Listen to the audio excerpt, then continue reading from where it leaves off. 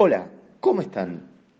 Soy Esteban Concia y continuamos en estos podcasts junto con Cadena BA, junto con la 96.7, hablando de comunicación política, hablando de redes sociales y tecnología. Y esta vez vamos a hablar de los trolls, toda una palabra que prácticamente nos ha invadido como un neologismo, una nueva forma de identificar algo que existía en la humanidad o algo que es nuevo. Bueno, primero, ¿qué es el troll?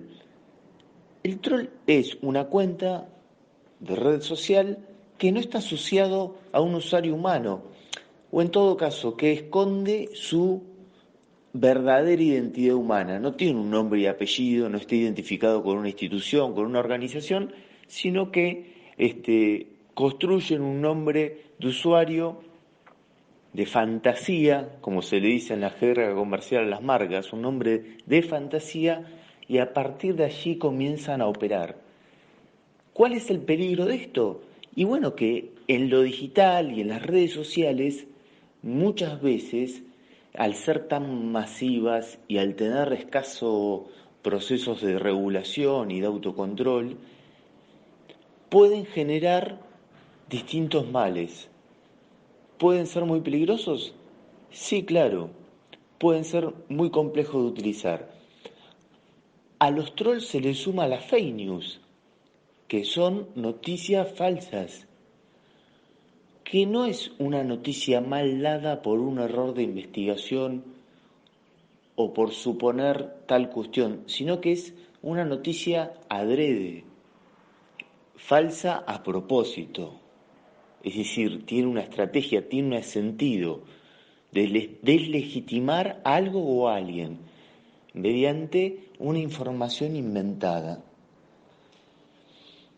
Estos dos procesos van juntos, porque en general el que publica la fake news es un troll, que esconde su verdadera identidad y eso lo complica para el debate. Y además es una acción eh, poco humana, entre comillas, digamos. No puede haber alguien que acusa a otro sin una identidad. Imagínense una denuncia en la justicia civil ordinaria o en la justicia penal. ¿Podría alguien hacer la denuncia sin poner su nombre y su DNI? No, claramente no. Salvo, bueno, que sean situaciones, digamos, excepcionales, digamos, de protección de testigos, pero en general uno cuando habla de otros o habla de otra organización o habla de un suceso tiene que decir desde qué lugar emite su opinión. Esto es muy complejo, circula mucho en las redes sociales y obedece a un fenómeno de cierto anonimato, pero además obedece a que las redes, precisamente como empresas, han fomentado de alguna manera esta aparición, porque bueno, en definitiva ellos quieren más cantidad de usuarios y no habían en el edificio administrativo, en cómo configuraron las redes, no previeron esta situación y ahora igualmente se están comenzando paulatinamente a tomar medidas, quizás tarde, pero al fin y al cabo empiezan a aparecer algunas medidas en torno a controles de los trolls.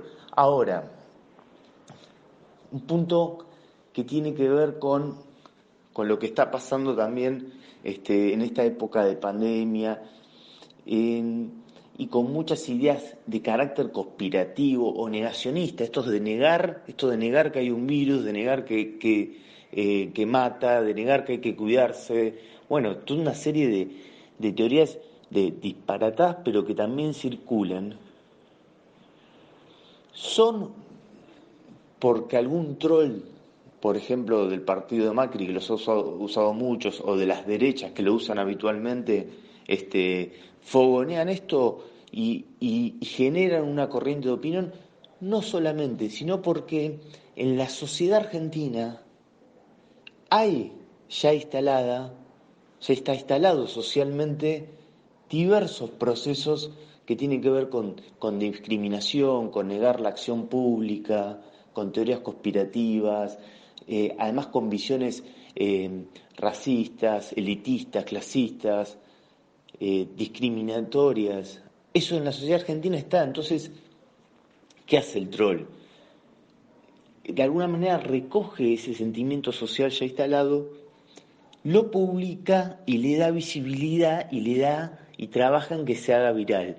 ¿Se hace viral por cadena de trolls? No, se hace viral porque hay gente que cree en eso y lo comparte ese contenido.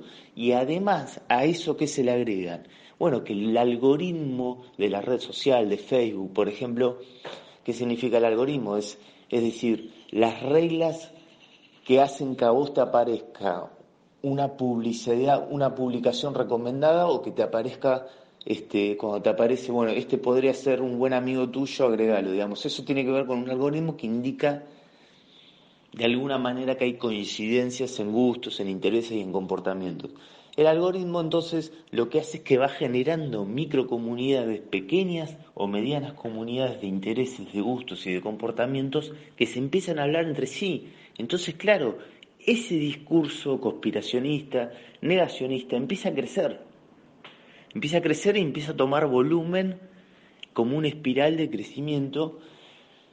Y pareciera ser que eso es lo que piensa la sociedad, el usuario o la persona que está ahí adentro dice, bueno, esto es lo que está pasando. Y quizás es totalmente falso, pero es como se dice en la jerga, más que en la jerga, como se dice ese dicho de darse manija, así funciona la red social y así funciona el algoritmo.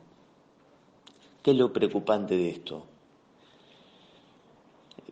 En primer término, que siempre es mejor potenciar los canales oficiales de comunicación, por supuesto, para tener información fiable, digamos, eh, del tema de seguridad de la justicia, del tema de salud, precisamente de los órganos oficiales, digamos, porque si no, si cada emisión de información se le damos una validez y empieza a correr, es un lío.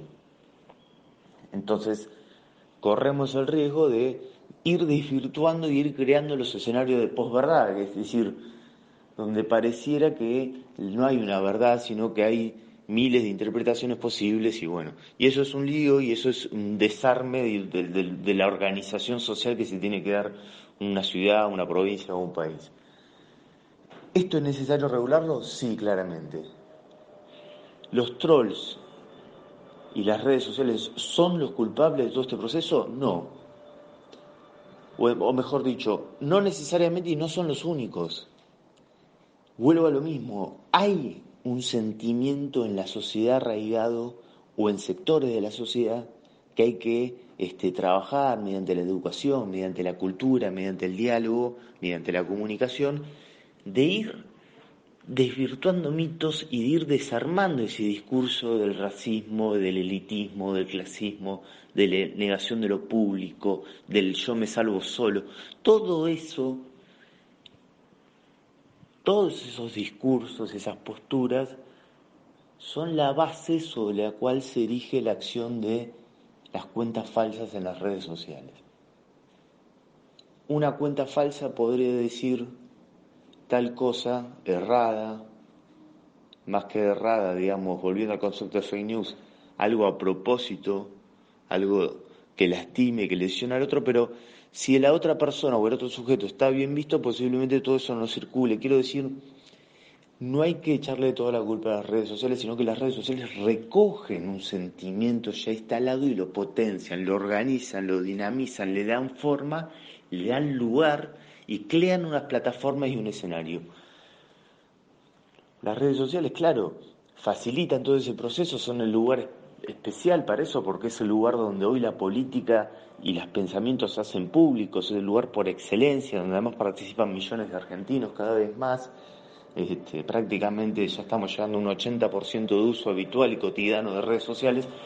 Entonces ahí está uno de los problemas y una de las fortalezas de las redes sociales. Por eso son plataformas tan fuertes, tan importantes, que están siendo discutidas en todo el mundo. De hecho, miren el ejemplo de TikTok, que se lo manotean entre China y Estados Unidos, porque claro, el efecto que genera es tan fuerte que hay una discusión en torno al control de las redes. Como reflexión, me parece importante no demonizar a las redes sociales, pero sí pedir y tratar de construir las regulaciones públicas que hagan que la acción de trolls y de fake news sean lo menos dañina posible. Siempre va a haber algo y es difícil ir eliminando estos discursos, pero hay que trabajar en eso. Hay que trabajar también socialmente, en la educación, en nuestras microcomunidades, hasta en nuestras familias, con respecto a chequear información y a tratar de vincularse con cuentas que sean reales.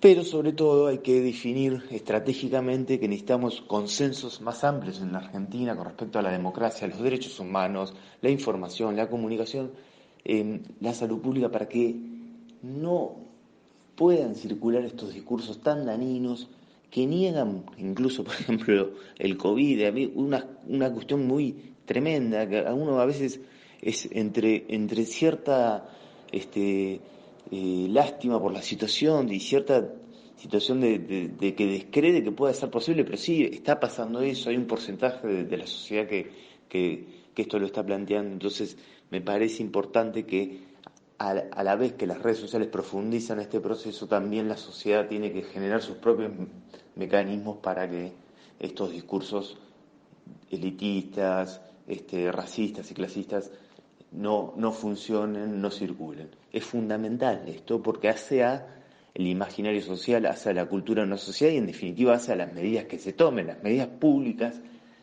y hacia dónde van las sociedades tienen que ver con los consensos que van generando y con los discursos que circulan. Por eso también es tan importante la comunicación política en este caso. Queríamos hacer esta reflexión acerca de trolls y redes sociales. Podés ver más en nuestra página conversatorioconpol.com.ar. Soy Esteban Concia. También podés seguirme en las redes. Gracias por escucharnos hasta acá y que tengas muy buena semana.